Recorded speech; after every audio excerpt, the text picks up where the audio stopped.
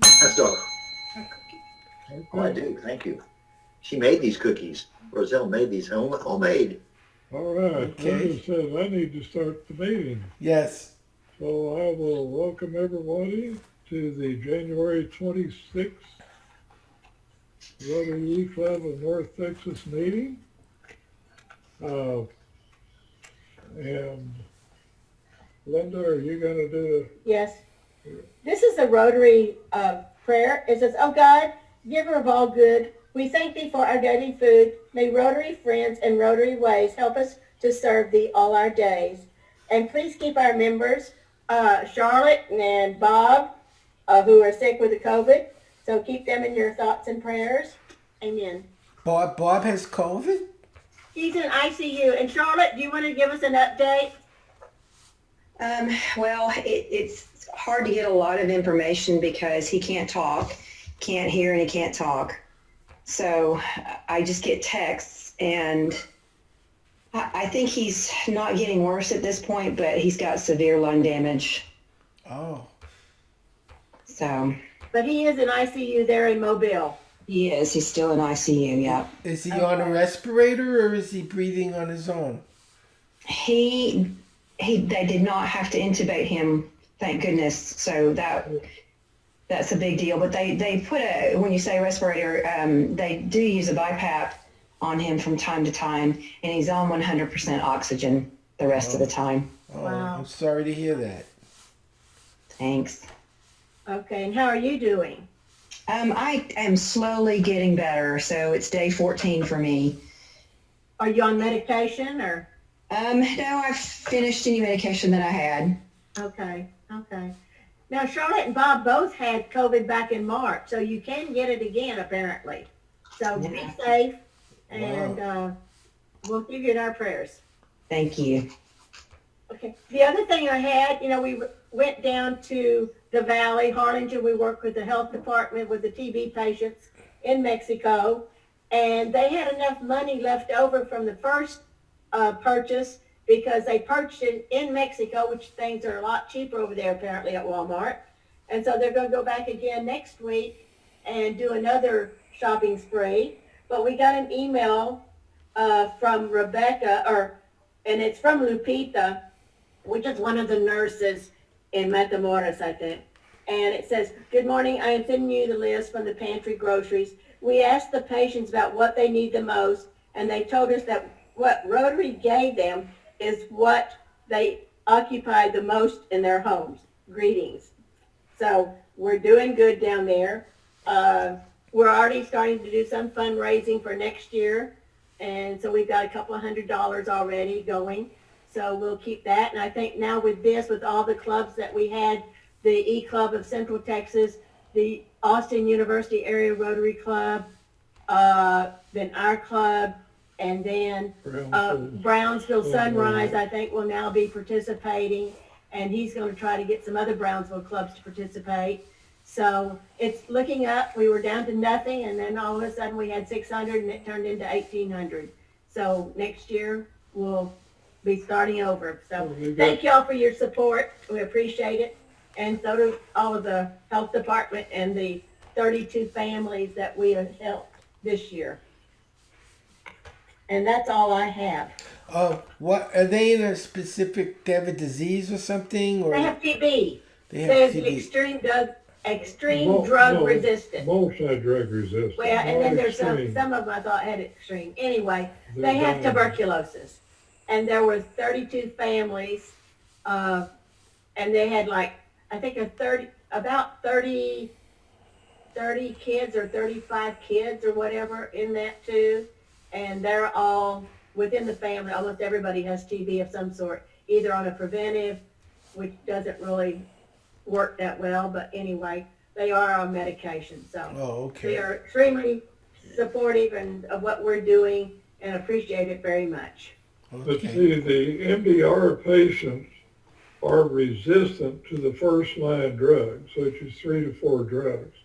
Oh. And MDR, you have to take 22 to 24 pills a day Oh. for 24 months. Oh. It's bad stuff. Oh. But anyway, Okay. but if they take their medicine, they've got something like a 96% chance of survival. But Oh, as Linda said, the problem, if you've got somebody in a family with TB, that's going to expose everybody else. yes. And But we've been doing this since 2006 is when we first started going down there.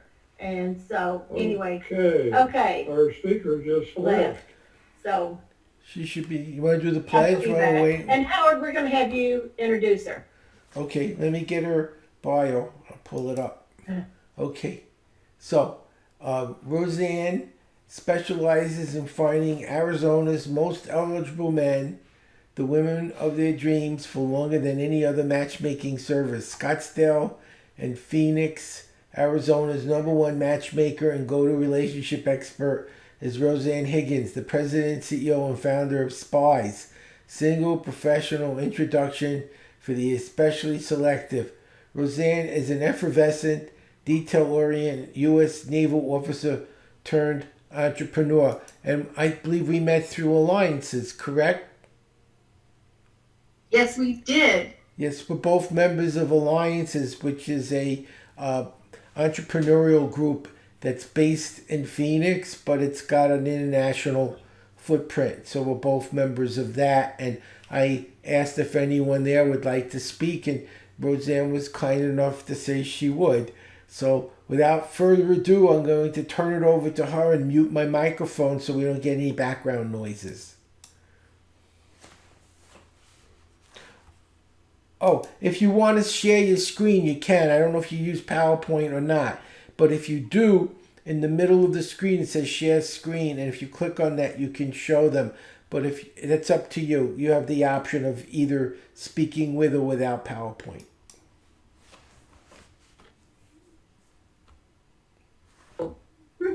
I'm going to turn on my mic first. I've got all my notes on my computer and I just printed them out. And I'm not going to be going, you're hearing my printer. I'm not going to be going to PowerPoint. So it'll just be us.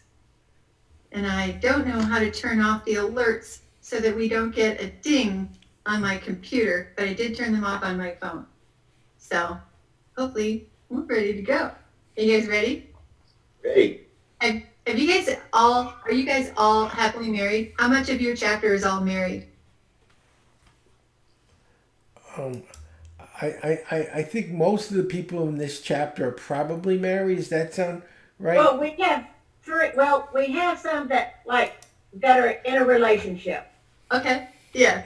It's just good to know so that if I'm talking to somebody who has some singles, I want to make sure I include any kind of messaging. I'm not here to recruit. I'm here because when I attended Howard's speed reading, I just saw what an incredible gift he is, how much he could teach me, and if I could do anything for this man, I would. So, and I'm a Navy veteran, so I'm honored to be here. I have loved being a member of the Phoenix Rotary Club 100, and you're giving me the opportunity to spread my mission of love. So let's jump in. The United States has a 53% failure rate at marriage. I researched it, we're one of the worst countries in the world in the divorce rate. I was at Massaman's in London, and it's a posh restaurant. We had just been to Clarence House, my girlfriend of mine, and I was her guest, and they had done a charity auction for the prince's charity, and it was followed by this luncheon. And I learned that beautiful women are from Sri Lanka. I said, Sri Lanka is one of the few places in the world that has a better divorce rate than my matchmaking company. It's 3%. I said, my divorce rate of my company is 3.76%. It might have just gone down a little because I just had another couple get married. But one of the women looked back at me and instantly said, what's love got to do with it?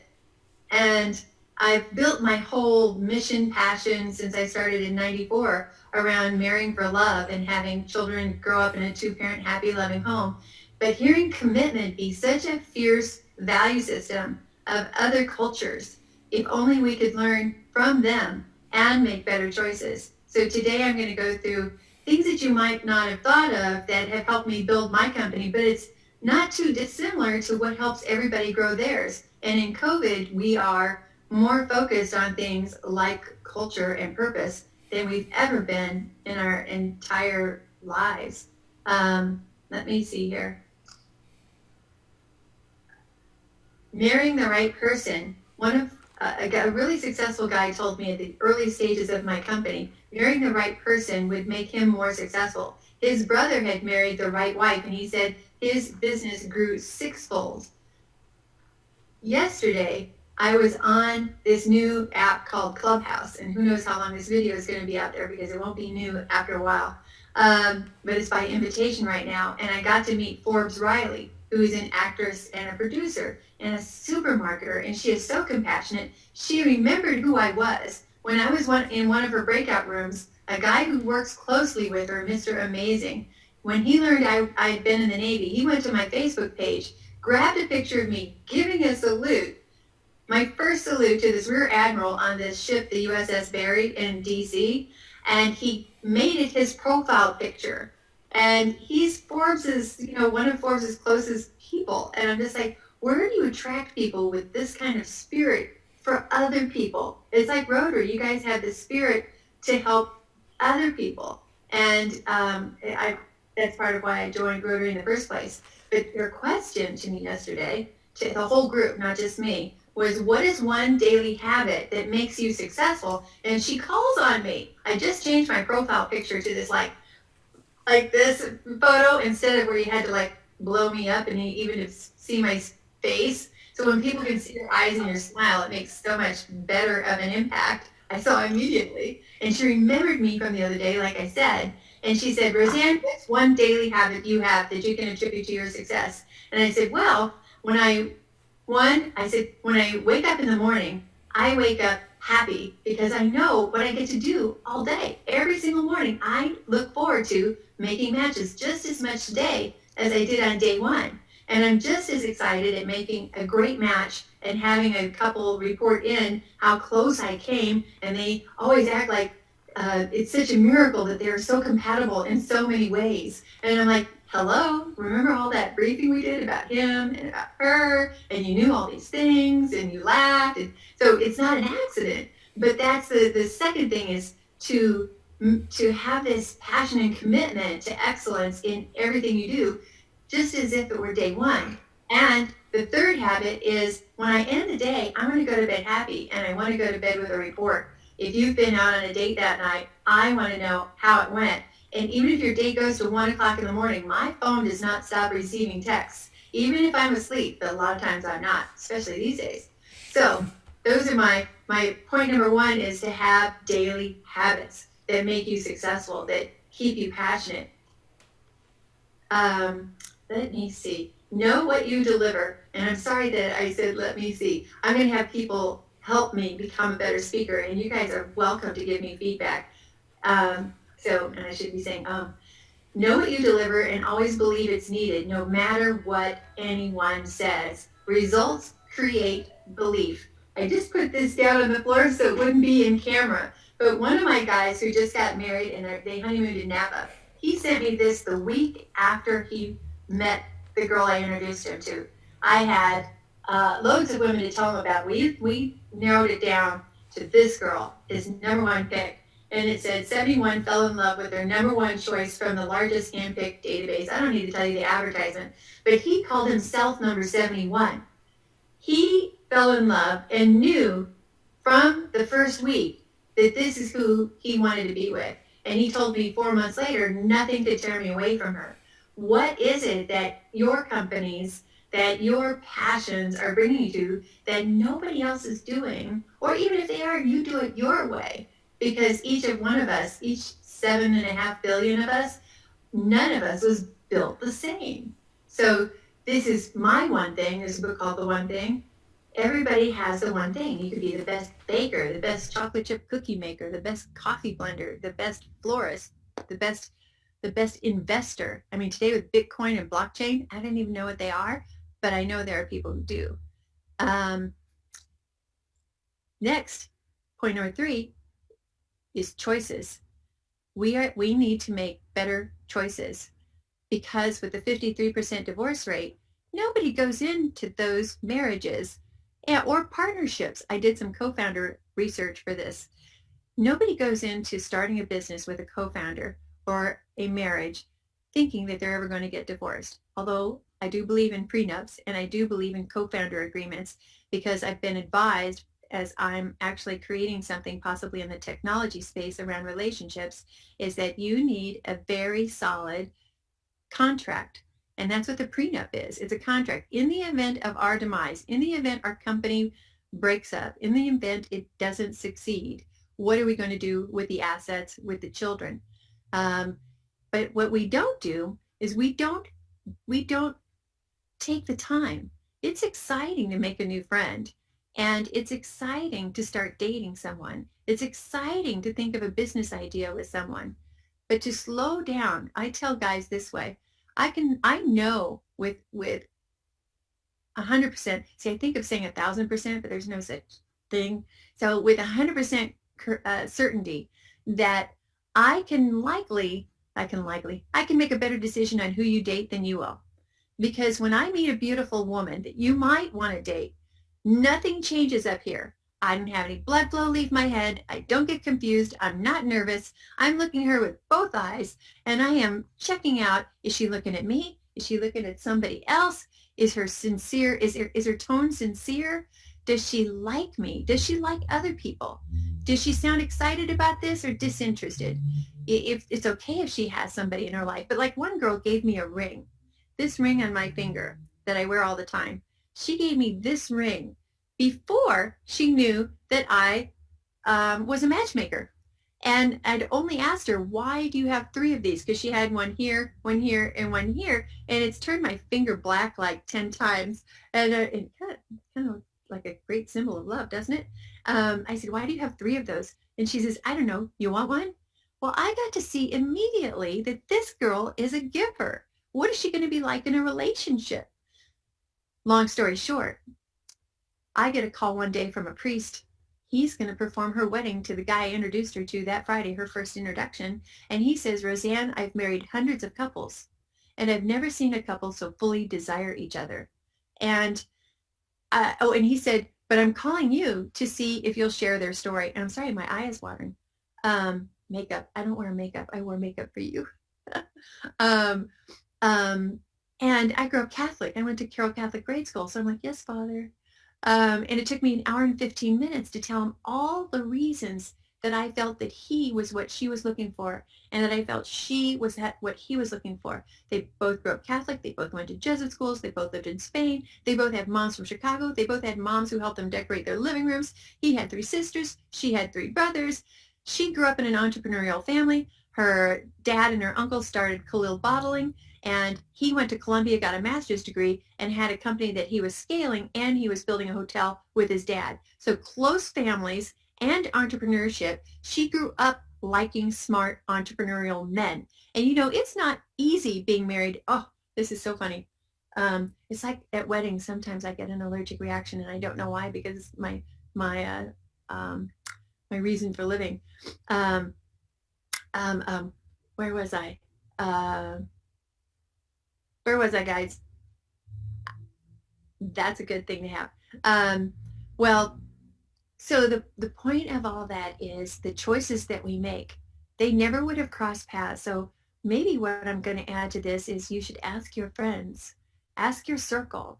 When you're hiring somebody, when you're looking for a co-founder, when you are, it's also the customers that you take. We got nominated for the Ethics Awards with the Better Business Bureau, and we were the first matchmaker to ever be nominated.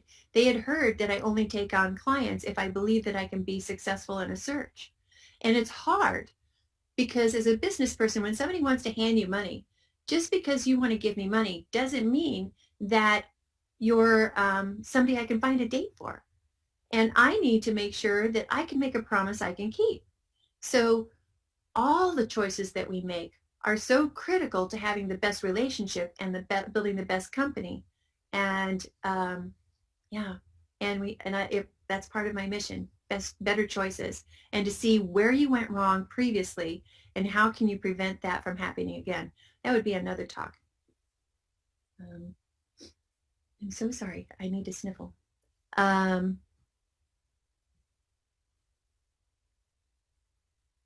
Next. How could finding love be a business? There are a lot of people creating businesses that we're surprised by these days. All right, back to us. When I started the company, people said, "You're going to do what?" It's like when I joined the Navy. I was told by my friends I was a free spirit and I'd never make it. I left home the week after I turned 17. So I was just out of being 16. That's when I decided to move out. And my dad said, "You'll never make it." Joined the Navy. My first supervisor says women shouldn't be in the Navy. Then when I become a matchmaker, because somebody at an elevator at an elite networking group called the Plaza Club, a guy had seen me meeting two beautiful women. And he said, "I want to meet the beautiful women you meet." And I'm like, "What do you mean?" Because in the Navy, I'd introduced couples that got married, but I had never seen it as a job, something that would be something you'd pay me money for. And I was a chief and then I was a lieutenant, went to college and all those things. And if you had told me in any of that path that I would do this, I would have laughed, because I had done it for free. But why would it be a business? When I started the company, I told people I was going to go to events. And because most people, the girls I had in the focus group said I would never pay to join a service. But the men, they would love to meet the women I know. What if I could have the men pay and I could become a headhunter and get them exactly what they wanted? So listening to what the market wanted, I created romance headhunting by combining the best practices of two different professions. And anybody out there who's looking to create a business could form something new and creative by combining something that we haven't heard of, like Uber Eats combined delivery, Domino's did that with food.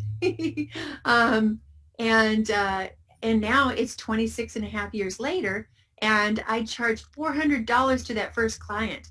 And now I charge a little more, significantly more. Now, matchmaking and dating are a $3 billion industry. Fox Business reached out to me and asked me if they could interview one of my clients. And I said, "What's your angle? What's your interest?" And they said that it's an industry and the level of, it's about money and business. And I said, "Well, you can talk to one of my guys." I said, "But you probably can't use his real name." And they didn't, which was very honorable. And he said, I just saw his wife the other day. We went hiking, and they've been married 9 years in April. And he said that he never knew marriage could be this amazing. And he visited with a reporter, and here's what he shared. He said, when it was time to find a mate, he approached the idea like he would a business transaction. He sought professional help. He said, "It's hard to meet quality people. I'm not in the bar scenes," especially now during COVID. This is way past that, but going on group dates. So I decided to find a professional matchmaker. And you know how hard it is to find one in a million. And I knew the moment I met her, not that you need to know that story, but I knew the moment I met his wife, his future wife, I knew I wanted her for him. She wasn't ready to date. So luckily I ran into her again 6 months later. That's a side story. But isn't it crazy that just before Google, just before Match.com, that a person could think, "I think I'll ask successful men to pay me money to go to the best events and find them love." I had sold advertising before, and that was after the Navy, when I didn't know anything about how to sell. I didn't know they had sales training courses. I could talk you to death and have a great time with you, but when it came time to ask you to pay money for something, I could lower the temperature in the room by 10 degrees because I was going to ask you for money. And I didn't know how to do that, and it felt wrong to my soul. But then I found the belief system that it takes, like everybody that's going to be listening to this, that if you've ever been passionate about anything, that you find that if you're providing value for someone, then they're investing in your value. And that to deprive them of that, especially if it is in their best interest, or it's helping them get something they want, even if it's not in their best interest, which I don't do. But sometimes we want a fast motorcycle, and it may not be in everybody's best interest. And we want the things we want. Identify your superpower. This could be point number 4 because I just did 3. Identifying your superpower. In the Navy, it honed my attention to detail and my commitment to complete the mission. I had a top secret clearance that helped me assure people that I would keep their secrets. And I was an expert pistol and expert rifle marksman. I wanted it because you don't get the drop-down medal if you are a marksman or a sharpshooter. If you're an expert, which is the highest level of shooting, you get the drop-down medal when you wear the dress uniform. And I'm a girl, what can I say? But when you have a precision aim, one of my CEOs told the magazine that rather than buckshot, hiring Roseanne Higgins to find somebody for you is like precision rifle shooting. And I didn't know I was going to bring up some of these stories today, but having this kind of passion and identifying this unique mission and having an exact service and knowing what differentiates you, like that we go out and find people at events, and nobody was doing that. I created the headhunting niche. Everybody who is listening to this could be thinking, starting making notes. What could I be doing that I could be passionate for about 26 years from now? Or I could build it for 3 years and sell it for whatever kind of difference because it's going to be that great. So next.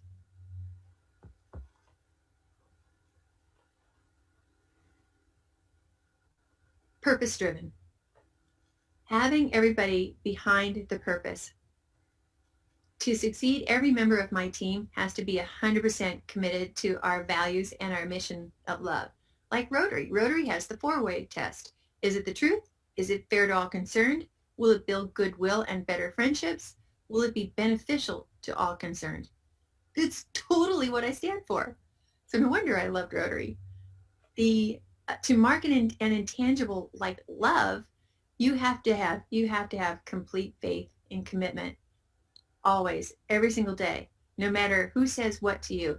I was interviewed by one TV show, and they said they thought that monogamous love and marriage was going to become a thing of the past. And I'm like, I'm just silent because nobody in all my years has ever brought that up in a conversation, in an interview. And I was kind of dumbfounded. And I thought about all the magazine articles. Think about makeup and the purpose of makeup and sexy clothes and the sexiness of all the, well, I guess that could be considered as a deterrent to monogamy. I could see that. But fragrances, they always have the best romantic couples sitting on motorcycles or on Vespas, with their hair in the wind. I don't know how that sells a fragrance, but it does. And then I think of all the movies. They've tested which movies will sell. And if you don't have a couple living happily ever after that goes through the arc of ups and downs, you don't have something that's going to be something you want to go back to and want to watch again if they don't end up happy. Everybody wants to end up happy. So to market an intangible, the advertising sales was the perfect beginning for me because I would have to go in and market on the faith that this publication that I was selling advertising for would benefit the sailors that were going to be using it, or the Army or the Air Force. It was welcome aboard guides for the military that they would get sent pre-Google to their base to introduce them to the new base that they were going to. And it was just such a no-brainer for me because an average person making a move makes 70 buying decisions in the first month. Well, if I could learn this much about advertising and my customer base and who would want to reach the possible military people being transferred in, what if I could do the same thing to matchmaking? And having I'll go into something in a minute about the Navy, but knowing what you stand for and what you'll go down in flames for is another vision board that anybody who's thinking of pivoting is the word right now, to something new or trying something new, or revamping. Like, I'm not trying something new, I'm scaling, which is also happening right now. it's important to know and have everybody behind the same values. SPIES has core values and this mantra that each team member is committed to. And in case you don't know, SPIES is an acronym. In the Navy, we fell in love with acronyms. It's Single Professional Introductions for the Especially Selective. We're on the lookout for the love of your life. It's why I keep magnifying glasses, why you see this here. And I thought in all the marketing research when I started the company that would be like, yeah, that makes sense. SPIES, we're on the lookout. Here's our mantra. We are here today because we want change. We want people to go on better first dates. We want people to fall in love for the right reasons. We want people to marry for love and live happily ever after. We want children to grow up in a two-parent, happy, loving home. We personally get to know more people every day. We find ways to make a difference in the lives of the people we touch. We make a difference in our community.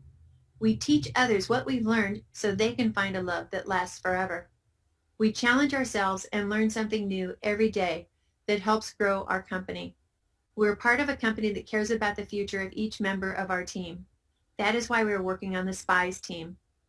Now, I've been a matchmaker for a long time. If there's one thing I've learned, is that you pick a field you can be the best in and are passionate about. We are the leaders in the matchmaking industry and are the role models for it. That feels so powerful to me, to have a purpose-driven business. It launched the founding a few years back of conscious capitalism. Purpose-driven has become so present. John Mackey from Whole Foods is one of the founders of conscious capitalism, helping people do things for the right reason, for the customer, for the world, and for their employees. Life is good. Their purpose is to spread the power of optimism. Patagonia, build the best product, cause no unnecessary harm, use business to inspire and implement solutions to the environmental crisis. American Express, we work hard every day to make American Express the world's most respected service brand. Warby Parker, to offer designer eyewear at a revolutionary price while leading the way for socially conscious business. IKEA, to create a better everyday life for the many people.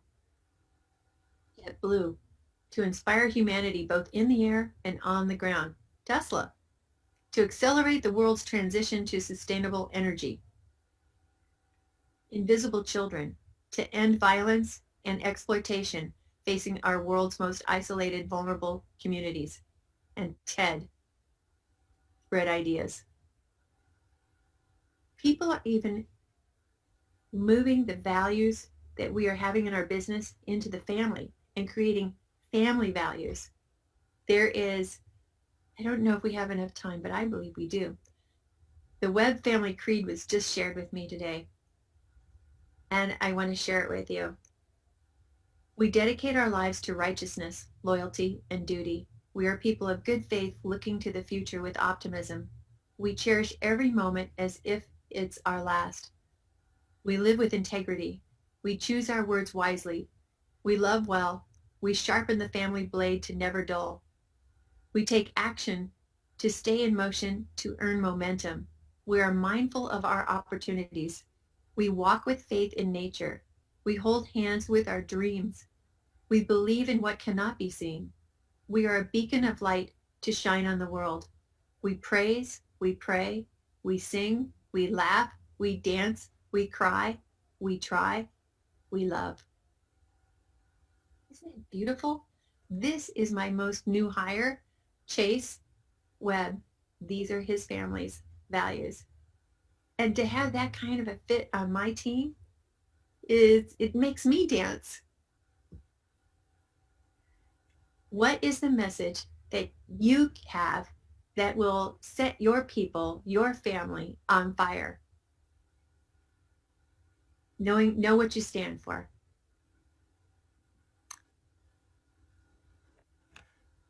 Drybar, my last example of a story. I wanted to research how about co-founders who blew up, or how do co-founders stay together? And Dry bar, I've always loved. I actually just use my Dry bar blow dryer, and it has special ionizing agents, and it's yellow and pretty, yellow and gray. They're signature colors. And Allie and her brother Michael had already founded a previous business that had them fighting cats and dogs. Well, one day while they are, I think in their 68th Dry Bar location, 2 offices away from him where he's in the conference room closing investors on a huge amount of money that they're going to invest in Dry Bar, there's a screaming match because Allie has learned that he has authorized red wine to go into their first bar in their first Dry Bar. And she had only had white wine in any other. And he won that fight, but she even later said that nobody ever bought the red wine.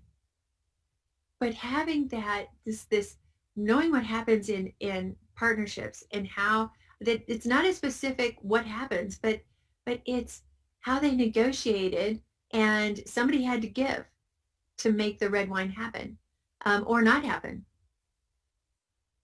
They now have 100 locations. Oh, and what I like, hold on. I did pull their values, but that'll be later if we get to it, but I don't think so. Sheryl Sandberg said, when you're looking for a life, she's a Facebook COO. When looking for a life partner, my advice to women is to date all of them, the bad boys, the cool boys, the commitment phobic boys, the crazy boys, but do not marry them. The things that make the bad boys sexy do not make them good husbands. This isn't the only reason that people marry the bad ones. This isn't the only reason we need help getting the good ones. It's one of them, and we need to be diligently making better choices on all of the decisions that we make.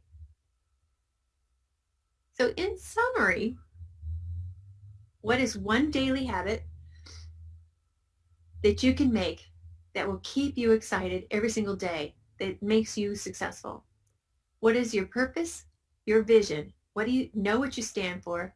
Know what you'll go down in flames for? What is your excellence?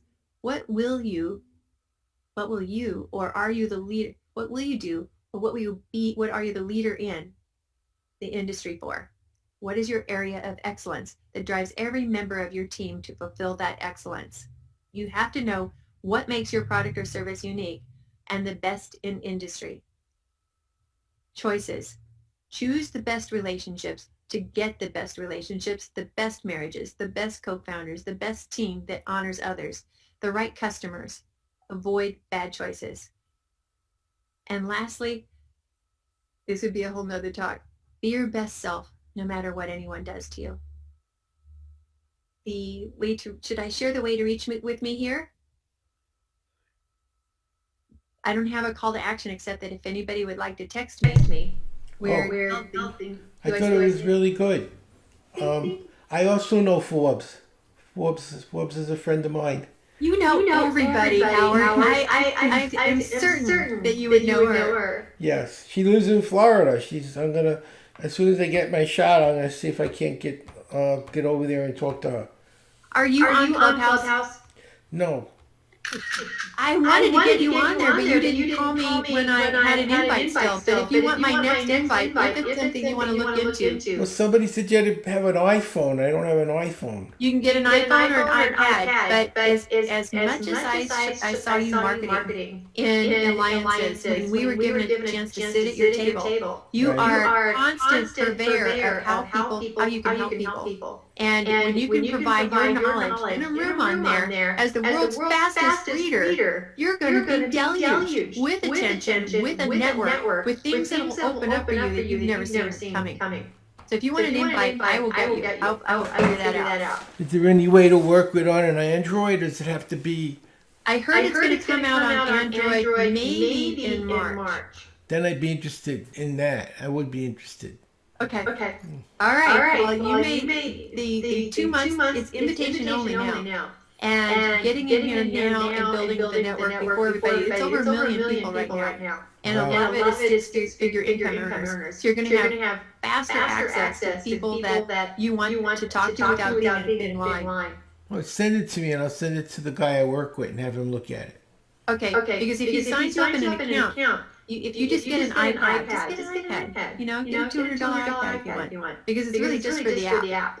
And when you see all the conversations that are going on, I'll walk you through it. I just did that with a friend today, and showed him how to start. So Okay, I appreciate it. You did a very nice job. thank you. I am not. Thank you. I appreciate this opportunity. I am not practiced at doing the call to action. I just called community or texted community today. You know, where people can text you and get into receiving newsletters from you. Yeah. In 6 years, I've never had a system for doing that. It's like, hey, if you want me, send me a text. Give me a We phone could call. do a Zoom. We could do like a Zoom meeting or something, and I could show you some things for doing that. Oh, you know about community? Do you use it? No, I know how to do call to action. Really? I would Yeah. love that. Howard, you Yeah, are we the did- best-hearted guy. I tell you. We did a commercial. It made 65 million. I didn't get the 65 million, but it did. And calls to action are very important, but they have to be subtle. You want a call to action that's not hammering people to buy. You want them to be so excited they line up and want to buy. I want to walk them through things and give them like an assessment. I want to create. Yeah, that's a good way to do it. It's a good way to do it. We'll talk. You have my email. Send me an email and we'll set something up. I'll give you some. I'll just give you some private time on that. Thank you. And can we say my website and phone number on here now? Sure. Put it in the chat box. Okay. It's initiallyselective.com.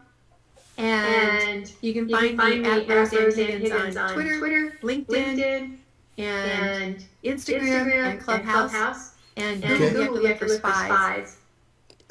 Let me see. I'm typing it in now. Plus, I sent it to you. And pictures. Do you put photos in your newsletters? We don't have a newsletter. Oh, I mean your digital. Where you put this? Where do you post the videos? YouTube. Yeah. Should I create something better than what I sent you? Yeah, put something I could, because I'm recording the screens. If you put it up, it'll show up.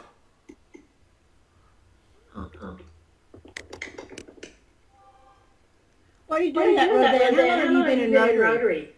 I was in Rotary. I left Rotary maybe about 8 years ago. Only because I know who I was dating.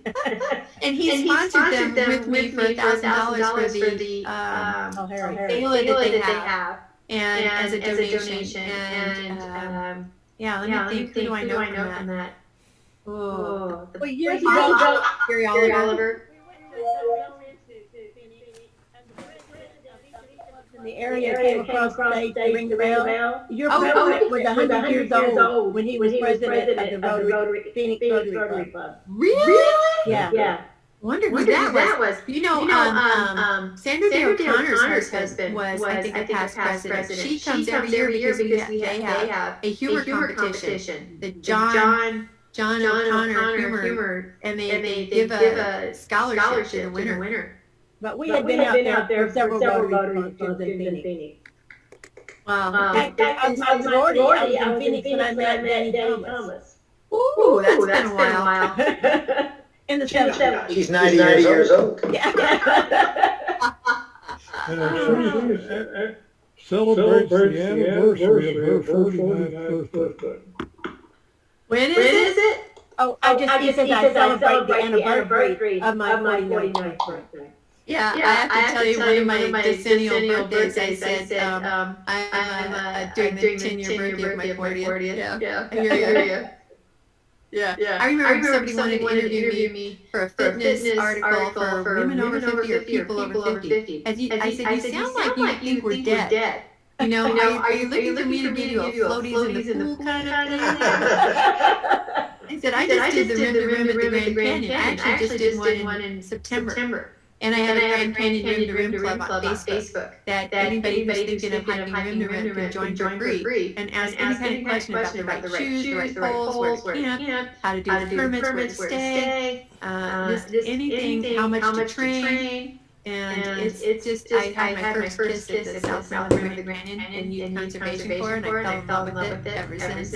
And is one of those cool things about Arizona. Where do you guys live? What town? I live in Irving, Dallas area. Oh, okay. But we've gone to the Grand Canyon Rotary Club almost every year for the last 10 years. Wow. Because we go out to San Diego for an international assembly. And so they know us. I met them. I went to their Rotary at the El Tovar Hotel. Is that where you went? Well, we've been there. They have in town to the steakhouse.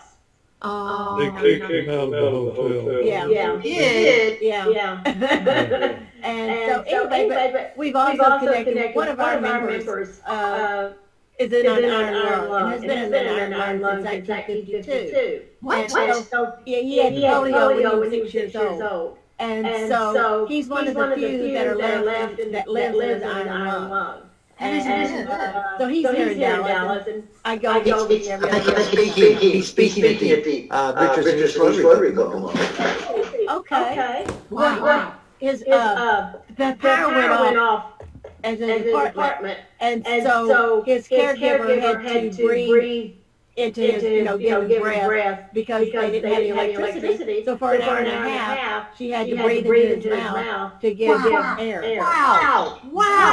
How do you have a heart attack while that's happening, trying to catch your next breath? She's been with him for about over 30 years, and so she knows how to do everything. But he has given a program for the Rotary Club out there in Grand Canyon. And so anyway, but that's one of our members in our that we keep up with and everything. If you want to see a video, BBC did one. Yeah.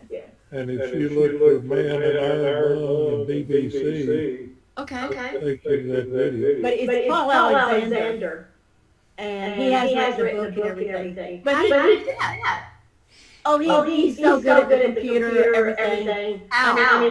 He has a stick that he puts in his mouth like a little ruler. And Like artist. And he taps the keys.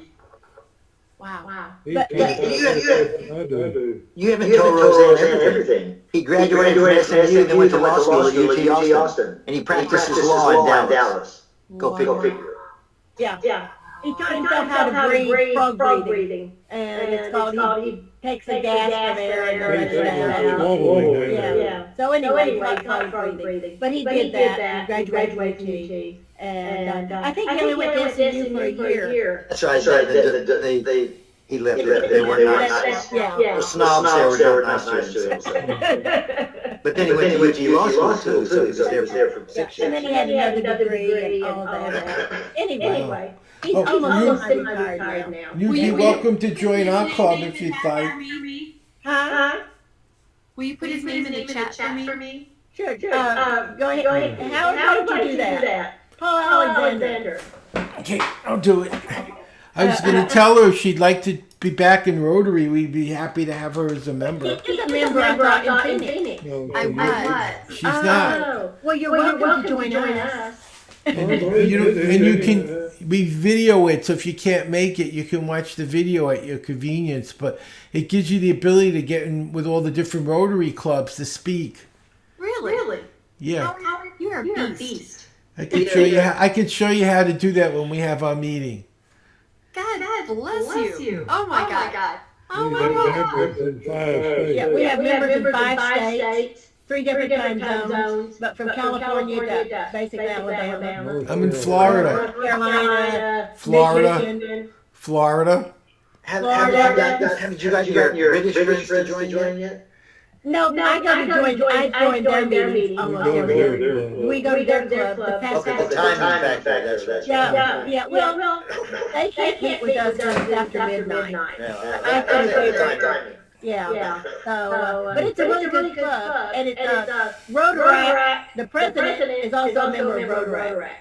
And right now, he's spending 3 months in Uganda on a project. Do you know Lori Howard? She was active in Rotaract. She moved to Paris. And I think they stayed active in E-Rotary for a while. Because you're an E-Rotary chapter. When COVID ceases, you're still going to be an E-Rotary chapter. Yeah. We have been since 2010.